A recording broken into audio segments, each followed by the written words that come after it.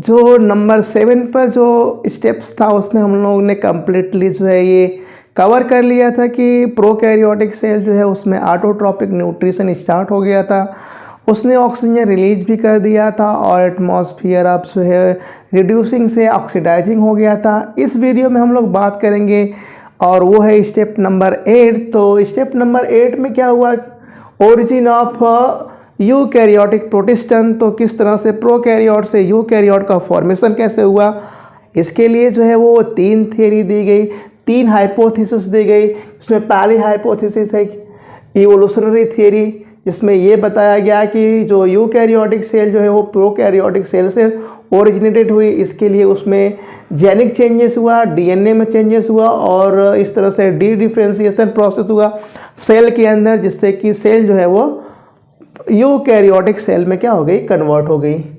इसके बाद जो दूसरी जो थियरी है, theory of independence origin.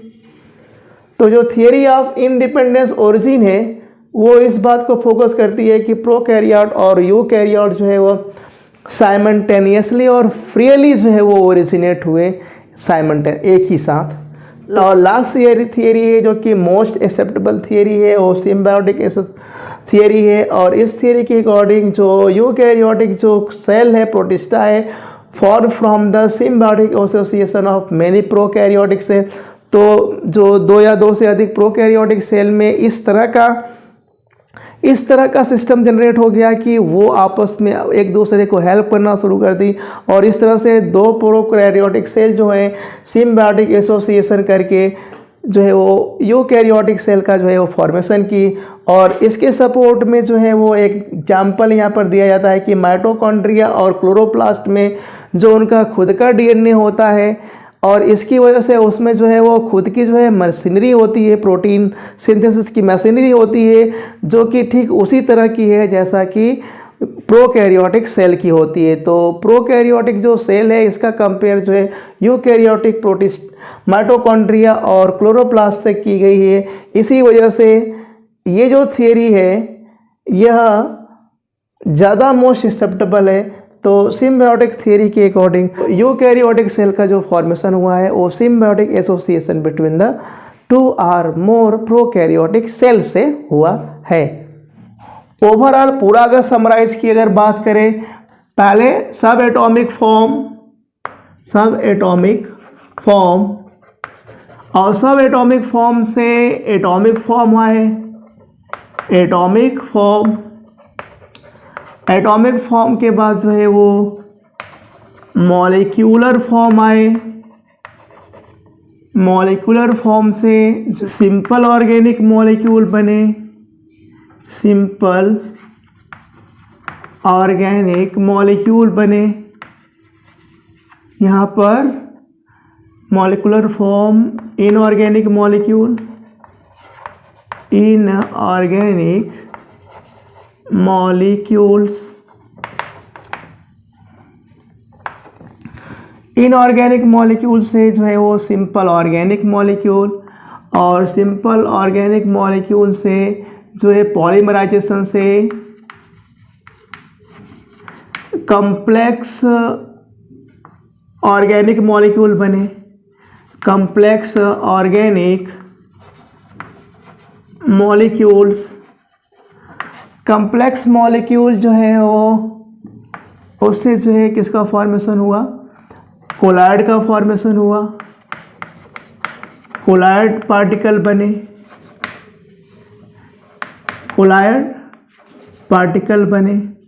Collide particle से जो है वो कोलाइडल सिस्टम बना, कोलाइडल सिस्टम से जो है वो माइक्रोस्फीयर बना, माइक्रोस्फीयर से अगर देखो तो क्वेसर वेट बने, क्वेसर वेट से जो है वो प्रोवायरस बना, प्रोवायरस, इससे मॉडर्न वायरस बने, इसको बोलते हैं ईओबायोंट, और इसको बोलते हैं प्रोटोबायोंट।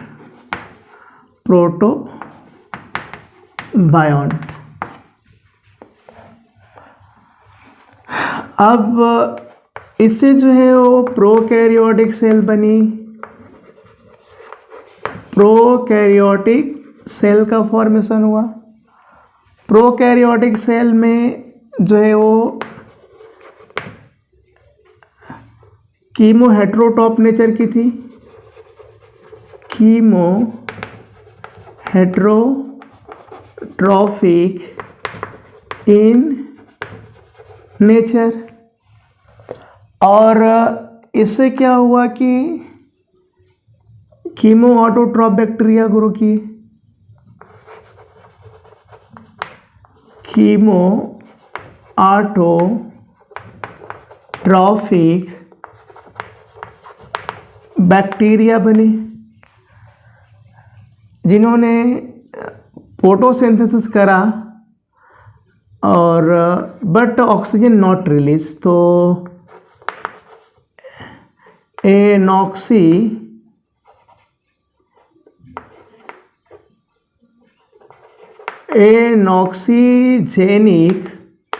फोटोसिंथेसिस।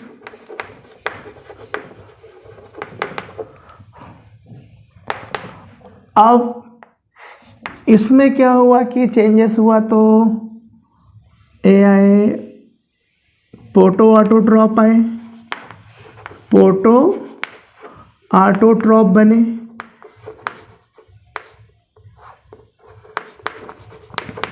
जिसमें कि इन्होंने फोटोसिंथेसिस किया, क्या, ऑक्सीजेनिक फोटोसिंथेसिस।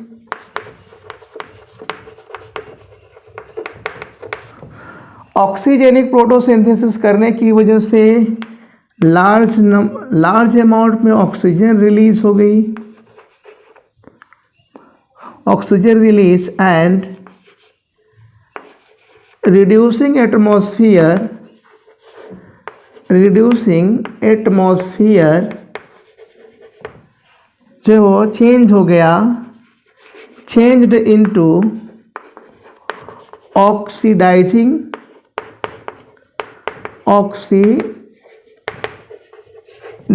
form।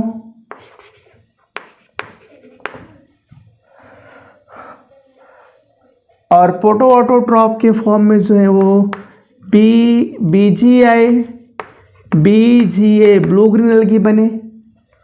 तो अगर देखो तो प्रोकैरियोटिक सेल जो मोनरल्स होते हैं, तो ये जो कीमो ऑटोट्रॉप और बीजीए, कीमो ऑटोट्रॉप जो है वो बैक्टीरिया है, मोनरस बैक्टीरिया है। मोनरस में दो है, आर्की बैक्टीरिया। तो यहाँ पर ये जो है प्रोकैरियोटिक सेल में पहले आर्की बैक्टीरिया आए थे। Archie bacteria. तो प्रोकैरियोटिक सेल में पहले आर्की बैक्टीरिया बने और फिर उसके बाद यू बैक्टीरिया बने। यू बैक्टीरिया बने। और इस यू बैक्टीरिया में कौन है, ये ब्लू ग्रीन एल्गी है। कौन है, chemo autotroph and photo autotroph है।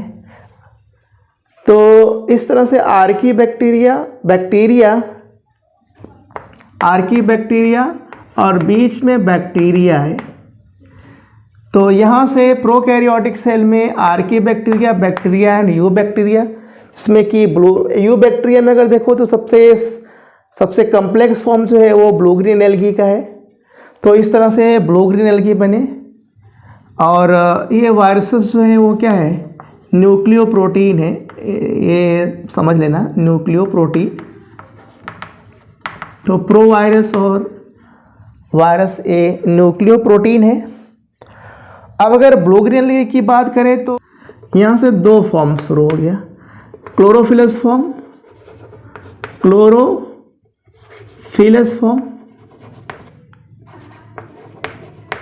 और non chlorophyllous form.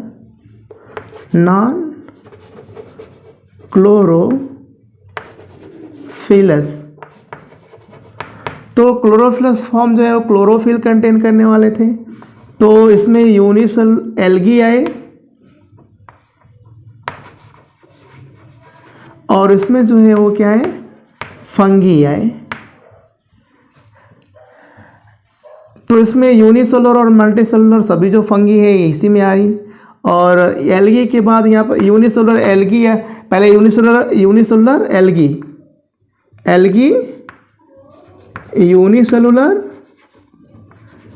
Unicellular to multicellular. तो एल्गी में यूनिसेलुलर से मल्टीसेलुलर बने, और इसके बाद जो है वो क्या है, ब्रायोफाइटा आए। ब्रायोफाइटा के बाद जो है वो ट्रेडोफाइटा आए। ट्रेडोफाइटा के बाद जो है वो जिम्नोस्पर्म आए।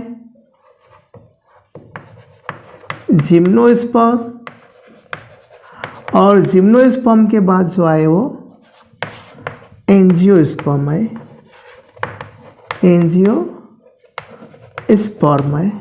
तो इस तरह से इसी में जो है वो क्या है, यूकैरियोटिक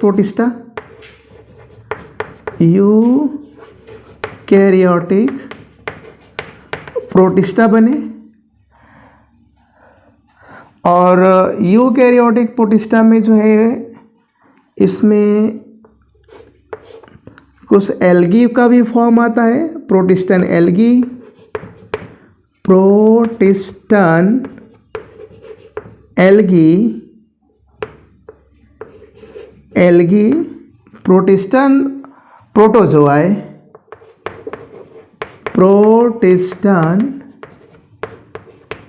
प्रोटोजोआ, जिसमें कि फाइलम प्रोटोजोआ आया, प्रोटोजोआ जिसमें अमीबा आया।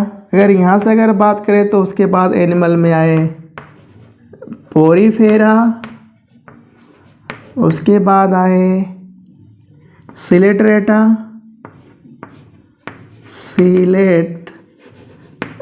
आए, फिर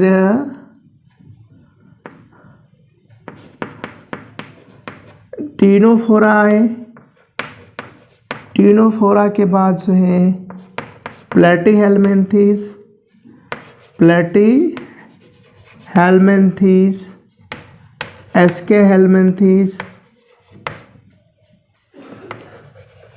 हेल्मिन्थीज आए। इसके हेल्मिन्थीज के बाद जो है वो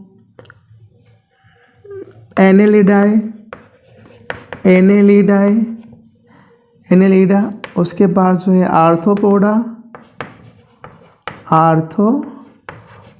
आए। आर्थ्रोपोडा के बाद जो है वो मोलस्का आए। मोलस्का के बाद जो है वो इकाइनोडर्मेटा आए, और इकाइनोडर्मेटा के बाद जो है वो हेमिकॉर्डेटा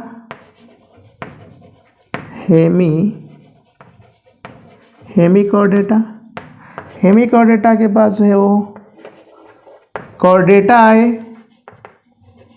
कॉर्डेटा में अगर देखो तो पहले जो है वो फीसेस आई। कॉर्डेटा में जो है वो एक्वेटिक आए और एम्फीबियन आए, एक्वेटिक आए और टेरेस्ट्रियल आए, यानी कि पहले फीसेस आई, फिर एम्फीबिया आए, फिर रेप्टाइल आए, फिर एवीज आए, और लास्ट में जो है वो मैमल्स आए। तो इस तरह से पूरे जो है फॉर्मेशन हुआ। इस तरह से ये जो इस तरह से ये पूरा जो है वो डाइवर्सिटी जो है वो बनी है। अगर ये बात अगर सबको समझ में आ गई तो पूरी बायोलॉजी जो है बिल्कुल आसान हो जाएगी, सभी चीज़ें जो है इस बायोलॉजी की आसान हो जाएगी।